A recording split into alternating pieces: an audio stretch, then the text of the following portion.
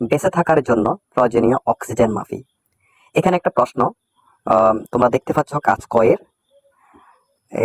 একটু অসুবিধার জন্য আমি এই প্রশ্নগুলোকে আমি ভাগ ভাগ করে দেব, অর্থাৎ একটু পরপর পাবে।